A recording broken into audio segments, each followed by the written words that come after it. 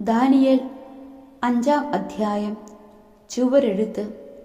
ബൽഷാസർ രാജാവ് തൻ്റെ പ്രഭുക്കന്മാരിൽ 1000 പേർക്ക് ഒരു വിരുന്നു നൽകുകയും അവരോടൊപ്പം വീഞ്ഞ് കുടിക്കുകയും ചെയ്തു. വീഞ്ഞു കുടിച്ച് മതിച്ചപ്പോൾ രാജാവായ താനും തൻ്റെ പ്രഭുക്കന്മാരും ഭാര്യമാരും ഉപനാരികളും വീഞ്ഞു കുടിക്കേണ്ടതിന് തൻ്റെ പിതാവായ നെബൂഖദ്നേസർ ജെറൂസലേം ദേവാലയത്തിൽ നിന്ന് കൊണ്ടുവന്ന സ്വർണവും വെള്ളിയും കൊണ്ടുള്ള പാത്രങ്ങൾ കൊണ്ടുവരാൻ അവൻ കൽപ്പിച്ചു. ജെറൂസലേമിലെ ദേവാലയത്തിൽ നിന്ന് അപഹരിച്ചു കൊണ്ടുവന്ന സ്വർണം കൊണ്ടും വെള്ളി കൊണ്ടുമുള്ള പാത്രങ്ങൾ കൊണ്ടുവന്നു. രാജാവും പ്രഭുക്കന്മാരും ഭാര്യമാരും ഉപനാരികളും അവയിൽ നിന്ന് കുടിച്ചു. അവർ വീഞ്ഞു കുടിച്ചതിന് ശേഷം സ്വർണവും വെള്ളിയും ഓടും ഇരുമ്പും മരവും കല്ലും കൊണ്ടുള്ള ദേവന്മാരെ സ്തുതിച്ചു. പെട്ടെന്ന് ഒരു മനുഷ്യന്റെ കൈവിരലുകൾ പ്രത്യക്ഷപ്പെട്ട് ദീപപീഠത്തിന് നേരെ രാജകൊട്ടാരത്തിന്റെ മിനുത്ത ഭിത്തിയിൽ എന്തോ എഴുതിക്കൊണ്ടിരുന്ന കൈപ്പത്തി രാജാവ് കണ്ടു. രാജാവ് വിവരണനായി. അവൻ ചിന്താധീനനായി. കൈകാലുകൾ കുഴയുകയും കാൽമുട്ടുകൾ കൂട്ടിയടിക്കുകയും ചെയ്തു. ആഭിചാരകരെയും കൽദായരെയും ജ്യോത്സ്യന്മാരെയും വരുത്താൻ അവൻ വിളിച്ചു പറഞ്ഞു.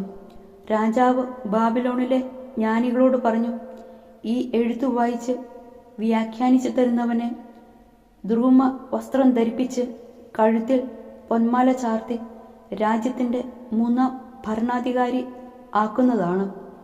രാജാവിൻ്റെ ജ്ഞാനികളെയെല്ലാം എത്തിയെങ്കിലും അവർക്കാർക്കും എഴുത്തു വായിക്കാനോ വ്യാഖ്യാനിക്കാനോ കഴിഞ്ഞില്ല. അപ്പോൾ ബൽഷാസർ രാജാവ് അത്യന്തം അസ്വസ്ഥനായി. അവൻ വിവരണനായി. അവൻ്റെ പ്രഭുക്കന്മാരും പരിഭ്രാന്തരായി. രാജാവിൻ്റെയും പ്രഭുക്കന്മാരുടെയും സംസാരം കേട്ട് രാജ്ഞി വിരുന്നുശാലയിലെത്തി. അവൾ പറഞ്ഞു, രാജാവ് നീണാൾ വാഴട്ടെ. നിന്റെ വിചാരങ്ങൾ നിന്നെ അസ്വസ്ഥനാക്കുകയോ നിന്നെ വിവരണനാക്കുകയോ ചെയ്യാതിരിക്കട്ടെ. നിന്റെ രാജ്യത്ത് വിശുദ്ധ ദേവന്മാരുടെ ആത്മാവുള്ള ഒരുവനുണ്ട്.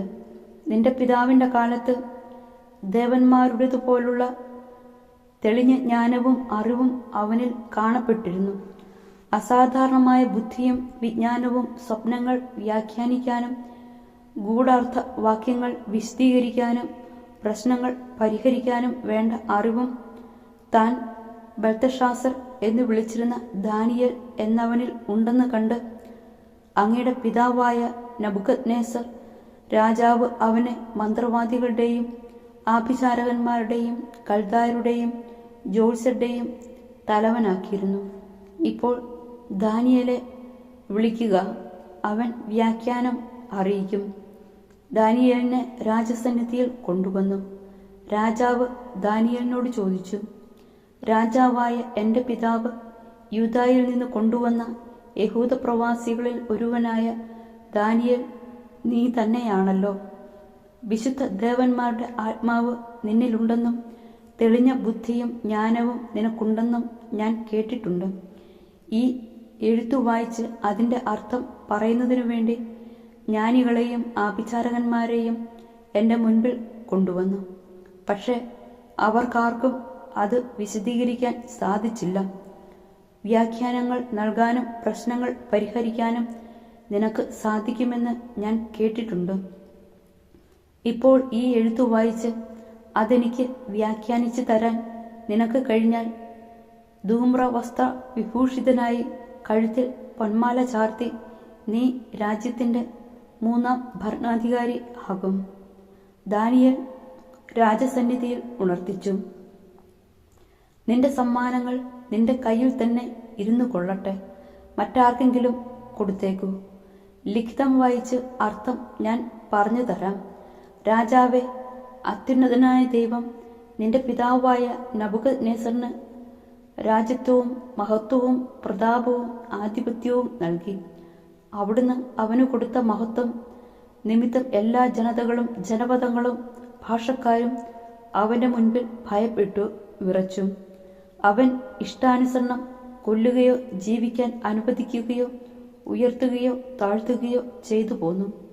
എന്നാൽ അവൻ അഹങ്കരിക്കുകയും ഹൃദയം കഠിനമാക്കുകയും ഗർവോടെ പ്രവർത്തിക്കുകയും ചെയ്തപ്പോൾ രാജസിംഹാസനത്തിൽ നിന്ന് അവൻ ബഹിഷ്കൃതനായി.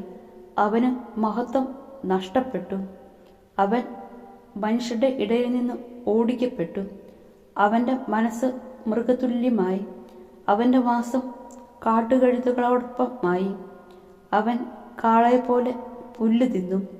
ആകാശത്തിലെ മഞ്ഞുകൊണ്ട് അവന്റെ ദേഹം നനഞ്ഞു.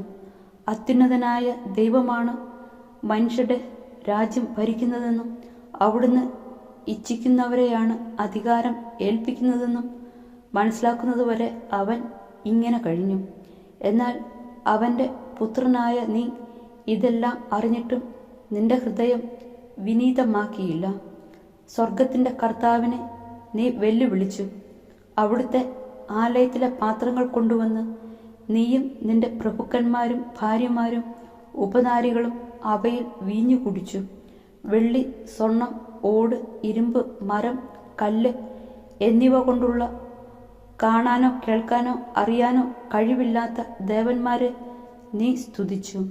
എന്നാൽ നിന്റെ ജീവനെയും നിന്റെ മാർഗങ്ങളെയും നിയന്ത്രിക്കുന്ന ദൈവത്തെ നീ ആദരിച്ചില്ല.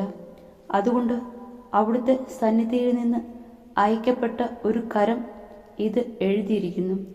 ആ ലിഖിതം ഇതാണ്: മെനെ മെനെ തെക്കേൽ പാർസീൻ. ഇതാണ് അർത്ഥം: മെനെ, ദൈവം നിന്റെ രാജ്യത്തിൻ്റെ നാളുകൾ എണ്ണുകയും അതിൻ്റെ അവസാനം കുറിക്കുകയും തെക്കേൽ, നിന്നെ തുലാസിൽ തൂക്കി കുറവുള്ളവനായി കണ്ടിരിക്കുന്നു. പേരസ്, നിന്റെ രാജ്യം വിഭജിച്ച് മേദിയക്കാർക്കും പേർഷ്യക്കാർക്കും നൽകിയിരിക്കുന്നു. ബൽഷാസർ കൽപ്പിച്ചതനുസരിച്ച് ദാനിയേലിനെ ധൂമ്രവസ്ത്രം അണിയിക്കുകയും അവൻ്റെ കഴുത്തിൽ പൊന്മാല ചാർത്തുകയും അവൻ രാജ്യത്തിലെ 3 ഭരണാധികാരി ആയിരിക്കുമെന്ന് വിളംബരം പുറപ്പെടുവിക്കുകയും ചെയ്തു. അന്ന് രാത്രിയിൽ കൽദായ രാജാവ് ബൽഷാസർ കൊല്ലപ്പെട്ടു. രാജ്യം 62 വയസ്സ് പ്രായമുള്ള മേദിയക്കാരനായ ദാരിയൂസിന് ലഭിച്ചു.